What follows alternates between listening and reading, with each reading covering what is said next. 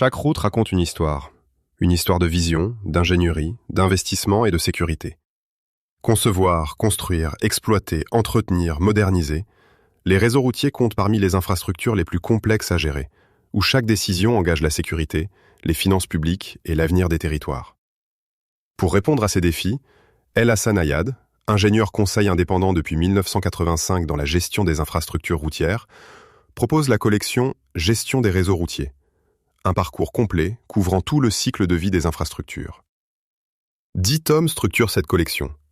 Fondamentaux et gouvernance, planification et études de faisabilité, financement, conception géométrique et technique, dimensionnement des chaussées et des structures, assainissement et drainage, exploitation et sécurité routière, base de données et auscultation, maintenance et entretien, innovation et perspectives d'avenir. Chaque tome confronte les pratiques françaises aux standards internationaux. États-Unis, Finlande, Maroc, Afrique du Sud, Japon, Brésil. 7 pays pour un même défi. Bâtir des réseaux plus sûrs et plus durables. 5 hors-séries complètent la collection. Le référentiel des procédures de suivi et de contrôle des chantiers, le guide pratique de l'audit technique d'un projet routier, 8 méthodes pour analyser un problème, un guide dédié à la communication dans la gestion des réseaux routiers, contrats de performance et partenariats public-privé.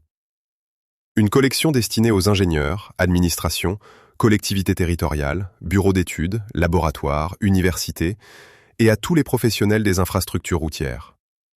Plus de 14 ouvrages, des centaines de méthodes, des milliers d'heures d'expérience condensées pour concevoir, construire, exploiter, entretenir et moderniser les réseaux routiers de demain.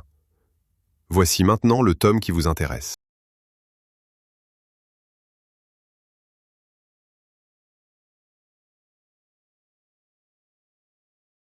On ne gère bien que ce que l'on mesure. Cette vérité prend tout son sens dans la gestion d'un réseau routier. Des milliers de kilomètres de chaussées, des centaines d'ouvrages d'art, des millions de véhicules qui interagissent chaque jour. La base de données routières est le système nerveux de cette gestion. Sans elle, les décisions d'entretien reposent sur le ressenti. Avec elle, elles deviennent rationnelles, traçables, défendables devant un financeur. Ce tome parcourt 6 maillons d'une même chaîne. La base de données, l'auscultation des chaussées, la surveillance des ouvrages, les données de trafic, la modélisation HDM4 et le reporting patrimonial. La base de données routière centralise toutes les informations descriptives, techniques et financières du réseau. C'est le socle de toute gestion patrimoniale. Des données peu fiables produisent des décisions peu fiables. La règle GIGO, Garbage In, Garbage Out, s'applique pleinement. Une BDR complète s'organise autour d'un référentiel linéaire, un système de repérage par points kilométriques auquel se rattachent tous les attributs du réseau. Inventaire géométrique, structure de chaussée, équipement, état de surface, ouvrage d'art, trafic, finances. Le GPS de précision permet aujourd'hui de recaler automatiquement les données d'auscultation sur ce référentiel, éliminant des décalages historiques qui pouvaient atteindre plusieurs centaines de mètres. Le système d'information géographique est la vitrine cartographique de cette base. Il superpose les couches, trafic, dégradation, accidents, ouvrages, pour identifier les zones à enjeu et prioriser les interventions. Reste un enjeu trop souvent négligé, la sécurisation. Confidentialité des plans d'ouvrage sensibles, intégrité des historiques de dégradation, disponibilité après sinistre. Une base patrimoniale bien protégée, c'est aussi un patrimoine qui survit à ses gestionnaires. Ausculter une chaussée, c'est remplacer l'estimation visuelle par une mesure objective, systématique et reproductible. 4 familles d'indicateurs structurent une campagne type. L'UNI pour le confort, l'adhérence pour la sécurité, la portance pour la structure et les dégradations de surface pour l'aspect. L'indice de régularité internationale, l'IRI, quantifie l'amplitude des mouvements verticaux d'un véhicule circulant à 80 km/h. En dessous de 2,5 mètres par kilomètre, la route est confortable. Au-delà de 8, c'est un risque de sécurité qui impose une intervention urgente. Chaque point d'IRI supplémentaire alourdit les coûts d'exploitation des véhicules de 1 à 2%. L'adhérence se mesure au SCRIM, qui évalue le frottement transversal sur chaussée mouillée. En dessous d'un seuil critique, c'est le traitement antiglissant qui s'impose sans délai. La portance, elle, se sonde par déflexion. Le déflectomètre à masse tombante applique une charge impulsionnelle et mesure la réponse de la chaussée pour en déduire la durée de vie structurelle résiduelle. Sur le terrain, une approche hybride s'impose désormais. Des mesures haute précision sur le réseau structurant, complétées par une détection assistée par intelligence artificielle sur le réseau secondaire, une auscultation continue, moins coûteuse, à la portée des directions provinciales. Les ouvrages d'art forment un patrimoine exceptionnel et fragile. L'effondrement du pont de Mirepoix-sur-Tarn en 2019, celui du Morandi à Gênes en 2018, ont profondément réformé les politiques de surveillance en Europe. En France, l'inspection détaillée périodique, réalisée tous les 3 à 6 ans par un ingénieur agréé, aboutit à un score IQOA de 1 à 3U. Un score 3U signifie une urgence absolue. Fermeture immédiate, réparation sans délai, aucune exception possible. Pour diagnostiquer l'intérieur d'une structure sans la démolir, les méthodes d'essai non destructifs entrent en jeu. Radar géologique pour détecter les vides et les armatures, thermographie infrarouge pour les décollements, courant de Foucault pour la corrosion des aciers. Et pour les ouvrages les plus sensibles, le monitoring structurel permanent installe des capteurs qui mesurent en continu déformation, vibration, température. Une alerte avant que le défaut ne devienne visible à l'œil nu.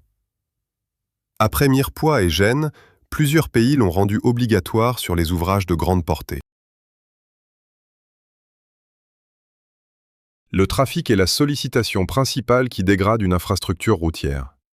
Une erreur de 10% sur le trafic journalier moyen peut conduire à sous-dimensionner une chaussée de 15 à 20% en capacité structurelle.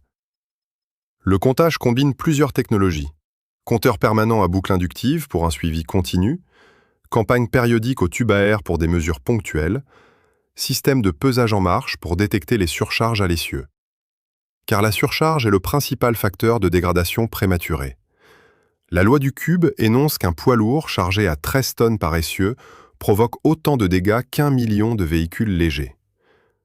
Une révolution complète le dispositif.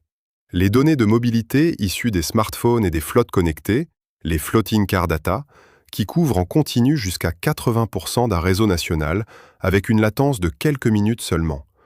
Un complément précieux au compteur fixe, jamais un substitut complet. HDM4 est le logiciel de référence mondial pour l'analyse économique et technique des programmes d'entretien routier. Développé par la Banque mondiale, il modélise la dégradation progressive des chaussées sous l'effet du trafic et du climat et compare des stratégies d'entretien alternatives pour maximiser le rapport bénéfice-coût. 3 modes d'analyse structurent son usage. Le mode projet, pour choisir une technique sur une section donnée. Le mode programme, le plus utilisé, pour sélectionner les sections prioritaires dans un budget annuel fixé, et le mode stratégie, pour simuler l'impact d'un niveau de financement à long terme. Un point est non négociable. Les modèles par défaut, calibrés sur un mix de 70 pays, doivent être recalés sur des données locales. Au Maroc, cette absence de calage sous-estimait l'orniérage de 18% en climat chaud à fort trafic poids lourd. Une campagne de recalage sur 150 sections a ramené la précision à 5% sur un horizon de 5 ans. La règle d'or reste simple et démontrable. 1 euro d'entretien préventif aujourd'hui économise de 3 à 5 euros de réhabilitation dans 5 ans. Différer un entretien de 3 ans peut en tripler le coût. La gestion patrimoniale ne s'arrête pas à la collecte de données ni à l'exécution d'un programme d'entretien. Elle exige une restitution claire aux décideurs, aux financeurs, au public. Quel est l'état du réseau? Quels ont été les résultats des investissements? Quels sont les risques à 5 ans? Le rapport annuel d'État synthétise l'ensemble des données de l'année. Évolution des indicateurs, bilan des interventions, exécution budgétaire, propositions pour l'année suivante. Un document qui remonte du terrain jusqu'au ministre. L'ouverture des données routières, l'open data, est un mouvement mondial. Elle permet aux chercheurs, aux élus locaux, aux citoyens de contrôler la bonne utilisation des données publiques. Et l'intelligence artificielle transforme déjà l'auscultation elle-même. Des algorithmes de vision détectent automatiquement les dégradations depuis de simples flux vidéo, avec une précision supérieure à 90%. Un traitement qui passe de 3 semaines à 48 heures pour 1000 km. Jusqu'aux jumeaux numériques qui simulent l'impact d'une décision avant même de l'exécuter. La gestion patrimoniale routière repose sur un triptyque indissociable. Mesurer, analyser, décider. Sans données d'auscultation fiables, HDM4 ne produit que des simulations. Sans modélisation, les données restent des chiffres sans signification. Sans décision, les meilleures analyses sont vaines. Les pays qui ont investi dans leur système d'information patrimoniale, la France avec Géry et Visio, le Japon avec ses véhicules laboratoires à 100 km/h, les États-Unis avec le programme LTPP, montrent qu'une base de données bien renseignée permet de réduire les dépenses d'entretien de 20 à 30%, à qualité de service égale. On ne gère bien que ce que l'on mesure. On ne mesure vraiment que ce que l'on comprend.